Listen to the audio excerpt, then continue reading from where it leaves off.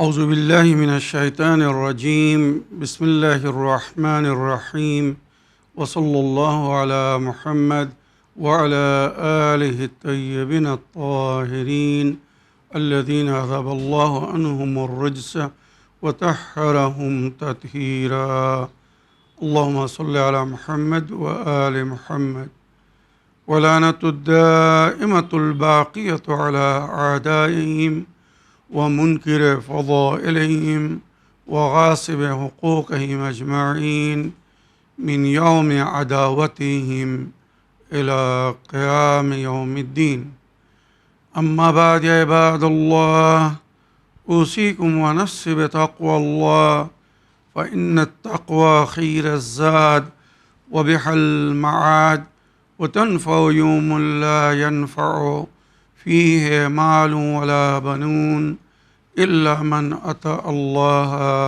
بقلب سليم وصلى الله على محمد وعلى آله الطيبين الطاهرين اللهم صل على محمد وآل محمد وعجل فرجهم আমার সুপ্রিয় দর্শক ও শ্রোতাবৃন্দ আসসালামু আলাইকুম ওয়া রাহমাতুল্লাহি ওয়া বারাকাতুহু। আশা করি আপনারা যে যেখানে আছেন ভালো আছেন, কুশল ও মঙ্গলে আছেন, সুখে থাকুন, শান্তিতে থাকুন, সমস্ত প্রকারের দুঃখ কষ্ট থেকে মুক্তিতে থাকুন। আল্লাহ রব্বুল আলামিনের কাছে এই কামনা করি, যারা অসুস্থ আল্লাহ তাদেরকে সুস্থতা দান করুন, যারা ঋণে ভুগছে আল্লাহ তাদেরকে ঋণ মুক্তি করুন। ওইরূপ যাদের জীবনে কোনো প্রকারের অভাব বা অশান্তি আছে আল্লাহ রব্বুল আলামিন তাদের সকলের জীবনে সুখ শান্তি দান করুন ও সকলের মনোকামনা আশাকে পূরণ করুন। আমিন ইয়া রাব্বাল আলামিন। এই দোয়ার সঙ্গে আজকের পর্ব শুরু করতে চলেছি। বিনা কোনো ভূমিকায় সরাসরি আপনাদের পাঠানো পেন্ডিং প্রশ্নের উত্তর দিতে চাই। তাই আসুন দেখি কোথা থেকে কে কী প্রশ্ন করছেন বা কে কী জানতে চাচ্ছেন। আসসালামু আলাইকুম, আমি নদিয়া জেলা থেকে রিজিয়া বিবি বলছি। হুজুর, আমার একটা প্রশ্ন ছিল। প্রশ্নটা হলো হযরত বিবি আমিনা সালামুল্লাহ আলাইহার জীবনে নিয়ে একটু আলোচনা করবেন। আপনি ভালো থাকবেন, সুস্থ থাকবেন, খুদা হাফেজ। ওয়ালাইকুম আসসালাম ওয়া রাহমাতুল্লাহি ওয়া বারাকাতুহু। আমার প্রিয় বোন, আপনার ওয়াইসমেলের জন্যে আপনাকে ধন্যবাদ জানাই। আপনি নবী করিম সাল্লাল্লাহু আলাইহি ওয়া আলিহি ওয়াসাল্লামের মা জননী জনাবে আমেনা বিনতে ওয়াহাবের সম্পর্কে জানতে চেয়েছেন। জনাবে আমেনা বিনতে ওয়াহাব বিন আব্দে মুনাফ উনিও কিন্তু ওই বংশের ছিলেন যে বংশ থেকে প্রিয় নবী করিম সাল্লাল্লাহু আলাইহি ওয়া আলিহি ওয়াসাল্লাম। তাই নবী করিম সাল্লাল্লাহু আলাইহি সাল্লামের বিখ্যাত বাণী বা হাদিস আমার আহলে সুন্নাত ভাইদের বহু সূত্রের মধ্যে যার উল্লেখ হয়েছে, রওয়ায়াতের মধ্যে যেটা লেখা হয়েছে, নবী করিম সাল্লাল্লাহু আলাইহি সাল্লাম বারবার উনি बोलते हुजूर सल्लल्लाहु अलैहि वसल्लम अपने नसब की बात करते हुए इरशाद फरमाया, नबी निजेर बंशेर परिचय देওয়ার সময় এইভাবে বলেছেন বা বলেছিলেন, अल्लाह ने हमेशा मुझे पाक पुश्तों से पाकिदा रहमों में मुंतकिल फरमाया।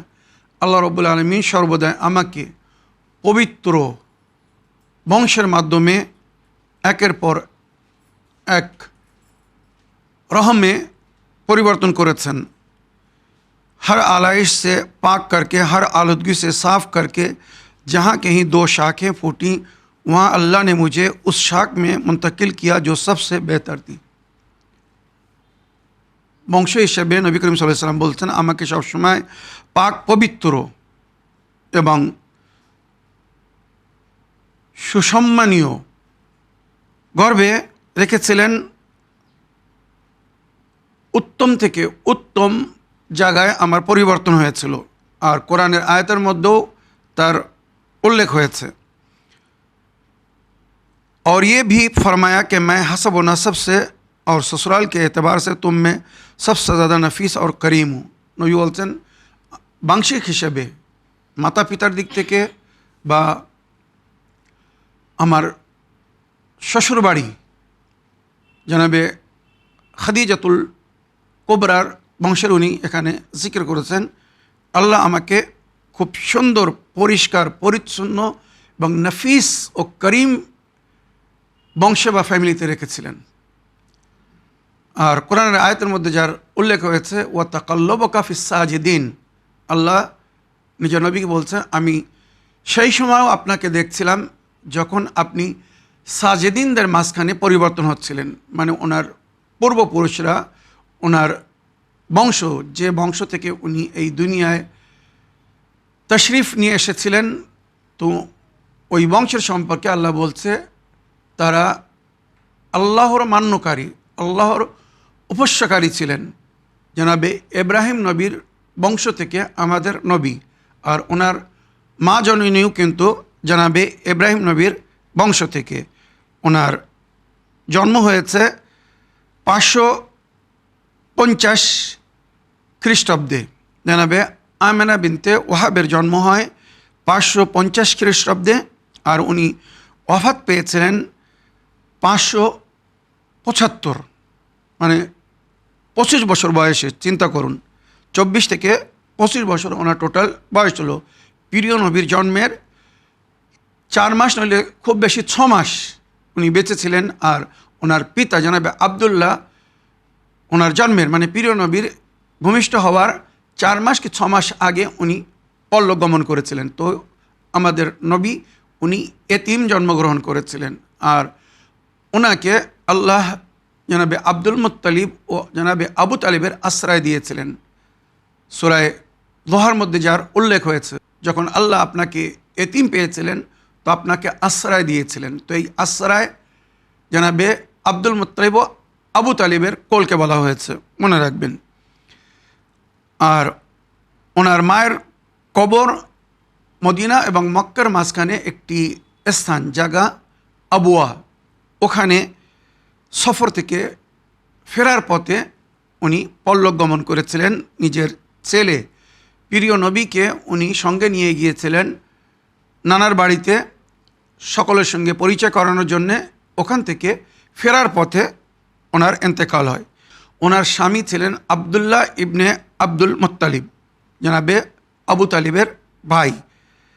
আর ওনার সন্তান মানে জনাবে আমেনা বিনতে ওয়াহাবের একমাত্র সন্তান হজরত মুহাম্মদ মুস্তাফা সাল্লাল্লাহু আলাইহি ওয়াসাল্লাম। আর ওনার পিতা ওয়াহাব বিন আব্দে মানাফ, আর ওনার মা জননী মানে জানাবে আমেনা বিনতে ওয়াহাবের মায়ের নাম হচ্ছে বিররা বিনতে আব্দুল ওজা। মনে রাখবেন। এই সংক্ষিপ্ত বায়োডাটা বা পরিচয় করানোর পরে এবারে আমি জানাবে আমেনার সম্পর্কে, উনি কী ধরনের নারী ছিলেন, কোন বংশের ছিলেন, ওনার সম্পর্কে আরব দেশে হেজাজে কি বিখ্যাত ছিল। এখানে আমি আমার আহলে সুন্নাত ভাইদের বই থেকে রওয়ায়াত করছি। সিরাতে জানাবে আমেনা, সিরাত উম্মুন নবী as-সাইয়্যিদা আমেনা বিনতে ওয়াহাব, এইভাবে ইন্টারনেটে লিখুন, পেয়ে যাবেন। বা নবী করিম সাল্লাল্লাহু আলাইহি ওয়াসাল্লামের মা জানাবে আমেনা বিনতে ওয়াহাবের জীবনী। তো সিরাতে আমেনা বিনতে ওয়াহাব উম্মুন নবী, প্রিয় নবীর মা জননীর সিরাত যখন দেখবেন তো ওখানে লেখা আছে যে জানাবে আমেনার সম্পর্কে সেই সময় আরব দেশের একটি বিখ্যাত জ্যোতিষী বিদ্যায় তার বড় নাম ছিল। সে যা ভবিষ্যবাণী করত সঠিক হতো। এক নারী ছিলেন, তার নাম ছিল সওদা বিনতে জোহরা। এই সওদা বিনতে জোহরা এক সময় উনি মক্কায় আসে, হেজাজে আসে, আর এসে বলে এই মক্কা শহরে এক নারী হবে অতি রূপসী, সুন্দরী এবং তাহেরা মানে পবিত্র নারী, যে মক্কাবাসীদেরকে আল্লাহর ভয় দেখাবে, আল্লাহর পথে চলার জন্যে আমন্ত্রণ জানাবে, আল্লাহর ভয় করে জীবনযাপন করার জন্যে বলবে। আর তার গর্বে আল্লাহ একটি এমন সন্তান দান করবে যে পুরো বিশ্বে পরিচিত হবে, আর সে পুরো বিশ্ববাসীকে, আল্লাহর সমস্ত বান্দাদেরকে আল্লাহর ভয় দেখাবে, নেকির দিকে আমন্ত্রণ জানাবে বা অন্যায় থেকে বাধা দিবে, আর তার বড় সম্মানিত স্থান হবে। এরপরে ওই কাহেনা, আরবিতে কাহেনা বলে, আমরা আমাদের ভাষায় জ্যোতিষী বলা হয়। মনে রাখবেন, উনি ওখানে সমস্ত কাবিলার নারীদেরকে একত্রিত করার জন্যে বলেছিলেন যে আমি ওই সেই নারীকে দেখতে চাই বা দেখাতে চাই যার সম্পর্কে আমি এই ভবিষ্যবাণী করছি। এবারে মক্কার সমস্ত নারীদেরকে, সমস্ত কাবিলার বিশেষ নারীদেরকে ডাকা হয়েছে। যখন ডাকা হয়েছে তো এক এক করে সবাই সামনে আসতে, আর ওই কাহেনা মানে সওদা বিনতে জোহরা সকলের ভবিষ্যবাণী করছিলেন, তাদের জীবনী বলছিলেন। বলতে বলতে যখন আমেনা বিনতে ওয়াহাব, প্রিয় নবীর মা, সামনে আসলেন, উনি খুব পর্দার মধ্যে থাকতেন, খুব আদবের সঙ্গে থাকতেন। ওনাকে দেখে সঙ্গে সঙ্গে ওই জ্যোতিষী বিদ্যার মাহির বা বিখ্যাত ছিলেন সওদা বিনতে জোহরা বলল, আল্লাহু আকবার, মানে এই সেই নারী যার সম্পর্কে আমি বলছিলাম যে আরববাসীদেরকে, বিশেষ করে আহলে হেজাজ বা মক্কাবাসীদেরকে আল্লাহর ভয় দেখাবে, আর এই নারীর গর্ভ থেকে সেই সন্তান জন্ম নিবে যে পুরো বিশ্বের শোধনকারী হবে, পুরো বিশ্বের সংশোধন করবে, যারা ভুল পথে চলছে তাদেরকে সৎ পথের দিকে আমন্ত্রণ জানাবে, অন্যায় বা অবিচার থেকে দূরে থাকার জন্য বলবে, জুলুম ও অত্যাচারকে অপছন্দ করবে, শান্তির দিনের প্রচার করবে। ইসলাম বলেনি, বলছে শান্তির দিনের প্রচার করবে, আর তার কথা মেনে সবাই তাকে অনুসরণ করবে। তারপরে এই আরবি বাক্য লেখা হয়েছে, হাযিহি নাযীরা ওয়া তালিদু নাযীরান লাহু শানুন ওয়া বুরহানুন মুনির। মনে রাখবেন, এই যে বাক্যগুলো আমি বলছি ইতিহাসে লেখা হয়েছে। ওই কাহিনা বলছে এই সেই নারী যে আল্লাহর বান্দাদেরকে আল্লাহর ভয় দেখাবে, জাহান্নামের ভয় দেখিয়ে জান্নাতে যাওয়ার রাস্তা বলবে। আর এই নারী এক বাচ্চাকে জন্ম দেবে, সে পুরো বিশ্ববাসীদেরকে ওইরূপ আল্লাহর ভয় দেখিয়ে সৎপথের পথিক করার চেষ্টা করবে, তার বড় শান হবে, আর সে প্রমাণসহ কথা বলবে, আর তার নূর মানে সেই বাচ্চার নূর পুরো বিশ্বে ছড়িয়ে যাবে। প্রিয় নবী করিম সাল্লাল্লাহু আলাইহি ওয়াসাল্লামের জীবনী যখন শোনাবো, তো ওনার সম্পর্কে এই যে ভবিষ্যবাণী ছিল কতটা সত্য ছিল আপনারা জানতে পারবেন। তো এখানে বলা হচ্ছে জানাবে আমের বিনতে ওয়াহাব, ওনার বিশ্বাস বা আকীদা, আমি কিন্তু সব আমার আহলে সুন্নাত ভাইদের বই থেকে পড়ছি, বলছি সিরাতে उम्मुन नबी आमिना बिनते वहाब থেকে। अल्लाह रब्बुल इज़्ज़त ने जहाँ एक तरफ हज़रत आमिना रज़ी अल्लाह ताला अन्हु को ज़ाहिरी हुस्न जमाल और सफ़ाई सिफ़ाती कमालात से नवाजा था, वहाँ दूसरी तरफ आप रज़ी अल्लाह ताला अन्हा को हर किस्म की बुराई और नापसंदीदा चीज़ों से भी महफूज रखा था। अल्लाह रब्बुल आलमीन जनाब खदीजतुल कुबरा প্রিয় নবীর আম্মি জানকে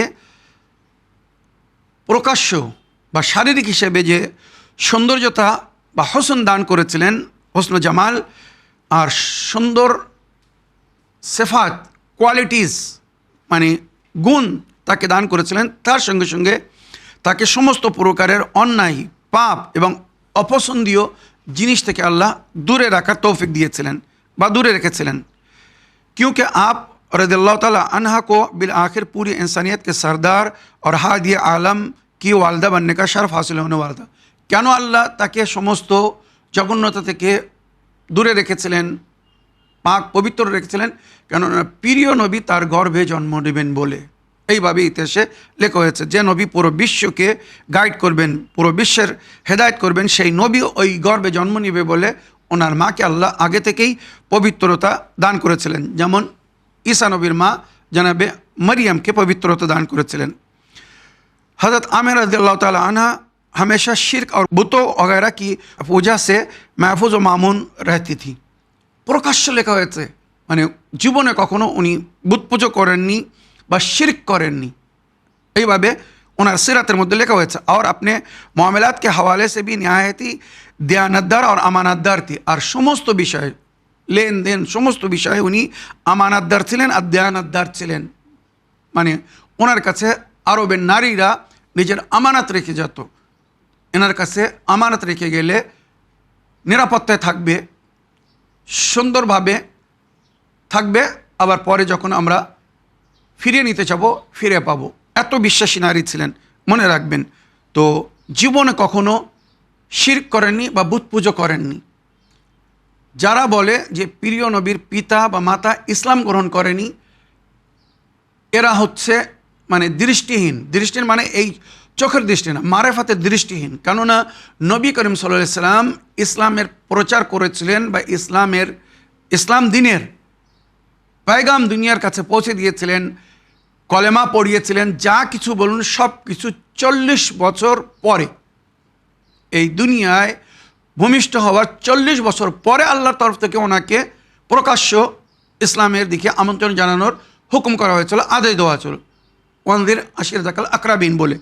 নবী যখন ইসলামের দিকে আমন্ত্রণ জানিয়েছিলেন বা উম্মতকে, আল্লাহর বান্দাদেরকে কলেমা পড়িয়েছিলেন, সে সময় ওনার মাতা পিতা এই দুনিয়ায় ছিলেন না। তাহলে তারা কোথা থেকে কলেমা পড়বে? তাছাড়া ওনার মাতা পিতার সম্পর্কে যেটা কোরআনের তাফসিরে বা হাদিসে বর্ণনা হয়েছে, নবী নিজে বলেছেন যে আমার পূর্বপুরুষরা মানে বাপ দাদা নানা আমার মা সবাই মিল্লাতে ইব্রাহিম দিনে হানিফের ওপরে ছিলেন, আর ইব্রাহিম নবীর দিনকেই বাস্তবে দিনে ইসলাম রূপে পরিচিত করা হয়েছিল। ওয়ানা আউয়ালুল মুসলিমিন, প্রথম প্রকাশ্য মুসলমান আমি। আর নিজের সন্তানদেরকে জানাবে ইব্রাহিম নবী বলেছিলেন ফালা তামুতুন্না ইল্লা ওয়া আনতুম মুসলিমুন, তোমরা মৃত্যুবরণ করবে না কিন্তু মুসলমান হয়ে। তো হযরত আদম থেকে খাতমুল মুরসালিন পর্যন্ত সমস্ত নবীরা আল্লাহর দিন, শান্তির দিন, ইসলামেরই প্রচার করেছিলেন, কিন্তু কোনো দিনের নাম প্রিয় নবীর দিনের আগে ইসলাম নাম দেওয়া হয়নি। শান্তির দিন ছিল এলাহি সংবিধান, আল্লাহ নিজের নবীর মাধ্যমে যেটা তার বান্দাদেরকে দিয়েছিলেন সবাই সেটাকে ফলো করছিল, যারা নেক সালে বান্দা ছিল বা নবীর হকিকি উম্মতি বা ফলোয়ার্স ছিল। যারা শয়তানের কথা শুনছিল, শয়তানের পথিক ছিল, আমি তাদের কথা বলছি না। তো আমাদের নবীর যুগে এসে উনি প্রকাশ্য রূপে বলেছিলেন যে আমি আমার পূর্বপুরুষদের যে দিন, যেটি আমার পূর্বপুরুষরা এতদিন ধরে মেনে এসেছে বা মেনে আসছেন, ফলো করছেন, মিল্লাতে ইব্রাহিম দিনে হানিফ, তার প্রকাশ্য নাম হচ্ছে ইসলাম, শান্তির দিন। সেই শান্তির প্রচারের জন্য আল্লাহ আমাকে পাঠিয়েছেন, তাই ওখান থেকে ইসলামের এই ধর্মের বা দিনের নাম দিনে ইসলাম পড়ে। তো এবারে যদি কেউ বলে ইসলাম গ্রহণ করার আগে যে মাতা পিতা মারা গিয়েছিলেন 40 বছর আগে, তারা কেন ইসলাম গ্রহণ করেনি, তারা কেন মুসলমান হয়নি, তারা কেন নবীর কলেমা পড়েনি, কি উত্তর দেবেন আপনারা দিন। আমার মনে হয় আমি যে আয়না দেখিয়েছি এর চেয়ে তো ক্লিয়ার আর দেখানো যাওয়া যায় না বা সম্ভব না। এই সমস্ত জ্ঞানহীন, মারেফাতহীন, বিবেকহীনদেরকে আপনারা বলুন যে যারা নবীর দাওয়াতে ইসলামের সময়, ইসলামের প্রচারের সময় এই দুনিয়ায় ছিলেন না, 40 বছর আগে তারা পর্দা নিয়েছেন, পরলোকগমন করেছেন, তারা কি করে দ্বীন ইসলামকে ফলো করতো বা দ্বীন ইসলামের সংবিধানকে ফলো করতো? হ্যাঁ, মিল্লাতে ইব্রাহিমের ওপরে ছিলেন, দ্বীনে হানিফের প্রিয় নবী ইব্রাহিমের যে দ্বীনের রুল অ্যান্ড সিস্টেম ছিল সেটাকে ওনারা ফলো করছিলেন। আর পরিষ্কার বলা হয়েছে মিল্লাতে ইব্রাহিমের মধ্যে কোথাও বুতপরস্তি ছিল না, শিরক ছিল না, তো ওনারা বুতপরস্তি করেননি বা শিরক করেননি, যেটা জনাবে আমেনা বিনতে ওয়াহাবের জীবনীতে লেখা হয়েছে। आप और आपके शौहर अब्दुल्लाह रज़ियल्लाहु ताला अन्हु, जो कि हुज़ूर सल्लल्लाहु अलैहि वसल्लम के वालिदैन करीमैन बनने का शर्फ से मुशर्रफ हुए। ये दोनों ही हस्तियाँ अहले फितरत में से थी जिन्होंने हमेशा अक़ीदा तौहीद अपनाए रखा और শিরক की गलाजत से दूर रहे। ওনাদের জীবনে কী লেখা হয়েছে?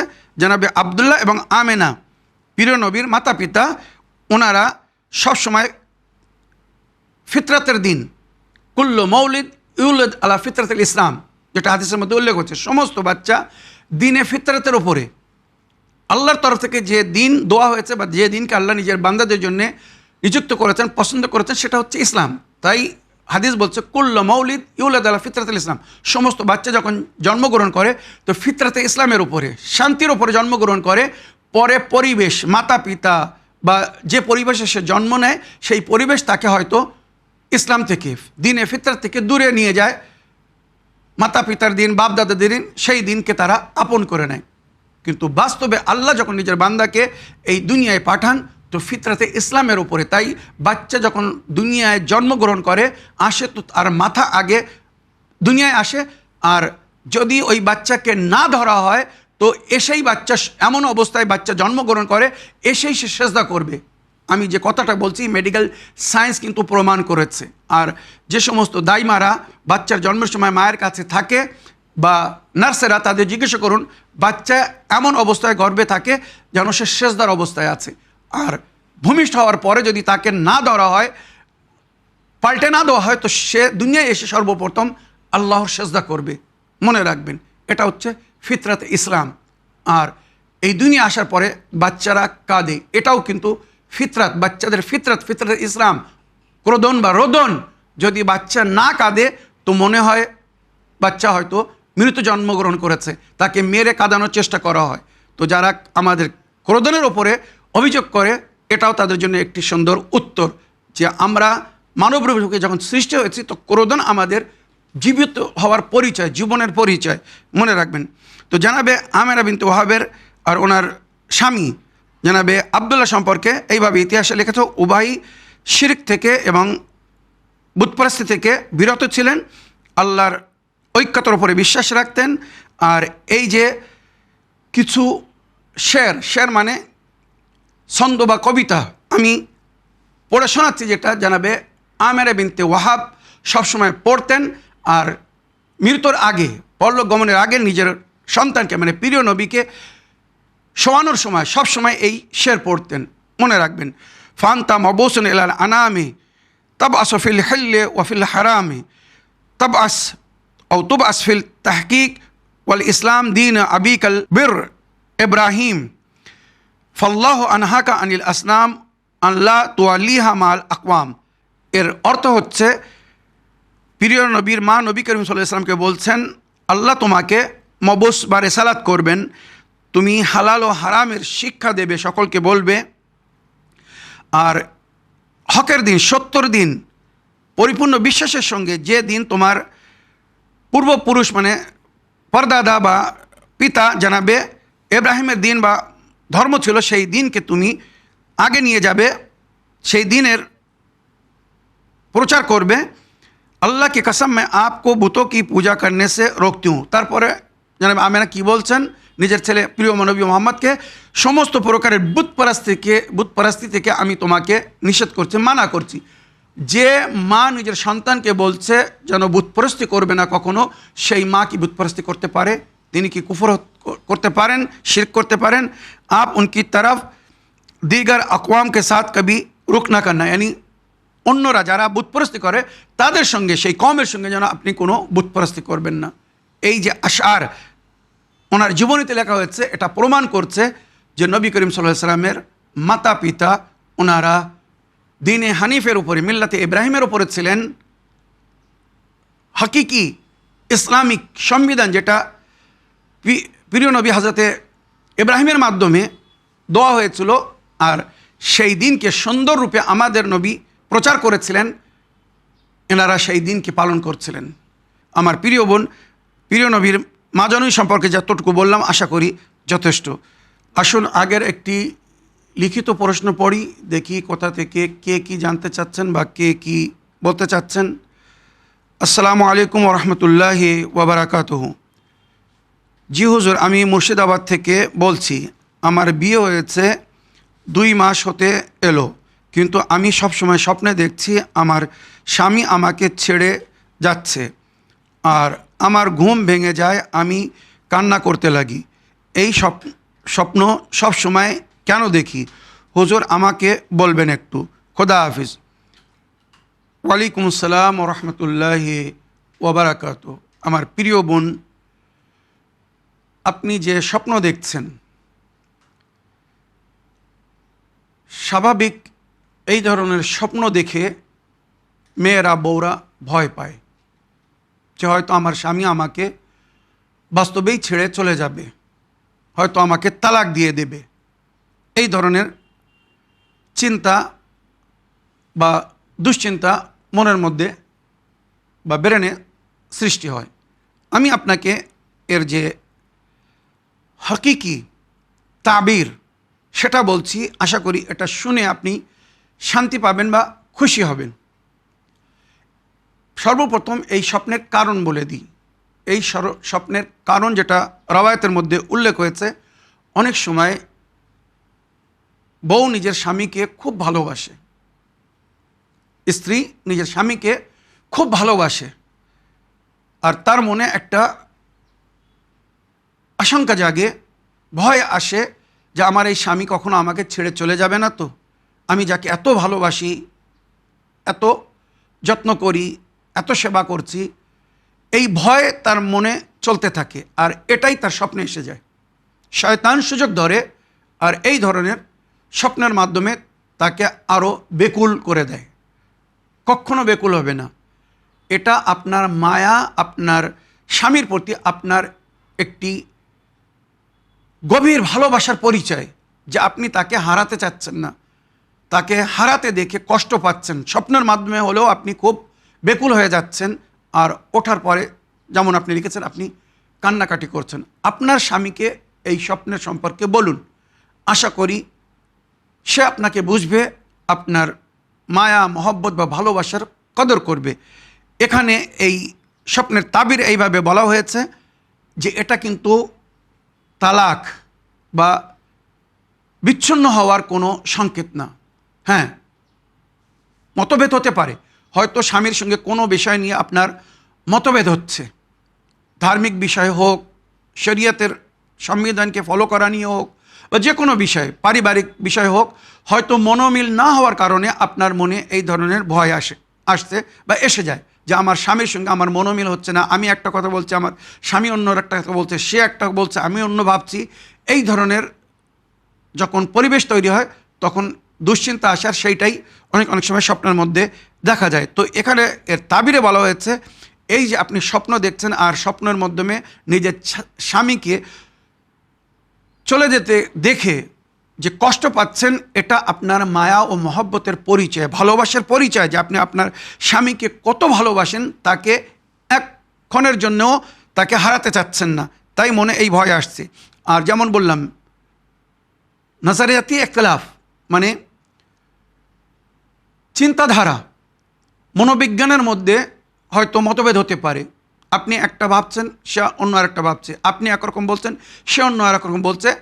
এই অমিলের কারণে হয়তো এই ধরনের টেনশন এসে যাচ্ছে, আর সেটা আপনি স্বপ্নে দেখছেন। আবার এর আরেকটা তাবির বলা হয়েছে, হয়তো আপনি কিছু ভুল করছেন আর আপনার স্বামী আপনার সংশোধন চাচ্ছে, হয়তো সে মুখে বলতে পারছে না, কি ইশারায় বলছে যে তুমি এগুলো করো না, এগুলো আমি পছন্দ করি না, যদি এগুলো করো আমি তোমাকে ছেড়ে চলে যাব, তোমার থেকে আলাদা হয়ে যাব।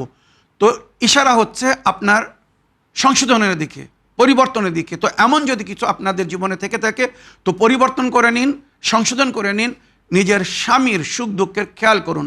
এমন কাজ করবেন না যেটা স্বামী অপছন্দ করে, কেননা রওয়ায়াতের মধ্যে উল্লেখ হয়েছে আল্লাহর পরে যদি কারুর সেজদার অনুমতি থাকতো তো আল্লাহ নিজের বান্দাদের মধ্যে মানে নারীদেরকে বলতো, স্ত্রীদেরকে বলতো তোমরা নিজের স্বামীর আগে সেজদা করো। তাহলে কত সম্মান দান করেছেন। কিন্তু এই স্বামী যদি শরীয়ত বিরোধী কোনো হুকুম দেয়, আল্লাহর দ্বীনের বিরুদ্ধে, মনে করুন আপনাকে নামাজের সময় নামাজ পড়তে দিচ্ছে না, রোজা রাখতে দিচ্ছে না, বা যে সমস্ত নেক কাজ আল্লাহর হুকুম হয়েছে, আল্লাহ হুকুম দিয়েছেন সেগুলো করতে দিচ্ছে না, হয়তো আপনাকে বেপর্দা থাকতে বলছে, পর্দা করতে মানা করছে, এ বিষয়ে স্বামীর হুকুম মানা যাবে না। তাছাড়া সমস্ত বিষয়ে স্বামীর ইতাআতের হুকুম দেওয়া হয়েছে, স্বামীর কথা মেনে চলার হুকুম দেওয়া হয়েছে। তো যদি কোনো প্রকারের আপনাদের মধ্যে মতভেদ হয় তো সেটা পরিবর্তন করতে হবে, তার সংশোধন করতে হবে। আর নিজের স্বামীর মন থেকে যদি কোনো প্রকারের রাগ থেকে থাকে তো সেটা মুছে ফেলার চেষ্টা করুন। সে যেটা চায়, পছন্দ করে, শরীয়ত অনুযায়ী সেটাকে ফলো করুন, সেটাকে মেনে চলুন। আর এখানে আরও একটা জিনিস বলা হয়েছে, দুশ্চিন্তার মধ্যে থাকবেন না, রাত্রে শোয়ার সময় সাদকা দিয়ে ঘুমাবেন, আর 21 বার বিসমিল্লাহির রহমানির রহিম পড়ে ঘুমাবেন। যদি আয়াতুল কুরসি বা নাদে আলী মুখস্থ থাকে বা মৌজাতাইন কুল আউযু বিরাব্বিল ফালাক, কুল আউযু বিরাব্বিন নাস, এই সূরা পড়ে নিজের উপরে দম করে ঘুমাবেন। এই স্বপ্ন কখনো আসবে না বা শয়তান নিকটে আসতে পারবে না। রাত্রে শোয়ার আগে অজু করে বিছানায় যাবেন। তো এই যে কথাগুলো বললাম এগুলো মনে রাখবেন, ইনশাআল্লাহ শান্তিপূর্ণভাবে জীবনযাপন করবেন। ওই টেনশন মন থেকে বাহির করে দিন। এটা আপনার ভালোবাসার একটি সুন্দর পরিচয়, যেটা আপনি স্বপ্ন দেখছেন যে আপনি ওই স্বামী ছাড়া হয়তো থাকতে পারবেন না, ওই স্বামী চলে গেলে আপনি কষ্ট পাবেন। তাই আল্লাহ রাব্বুল আলামিন আপনাকে স্বপ্নের মাধ্যমে সজাগ করে দিচ্ছে যে এই ভালোবাসাকে ধরে রাখো, স্বামীর মন কাড়ো, তার সেবা করে, তার খেদমত করে এমনভাবে জীবনযাপন করো যেন তোমার স্বামী কখনো তোমাকে ছেড়ে না যায়। আশা করি এই যে তাবির বললাম এটাকে স্মরণে রাখবেন। এই বলে আমার আজকের বক্তব্য এখানে শেষ করলাম। ওয়া আখিরু দাওয়ানা আলহামদুলিল্লাহি রাব্বিল আলামিন। আসসালামু আলাইকুম ওয়া রাহমাতুল্লাহি ওয়া বারাকাতুহু।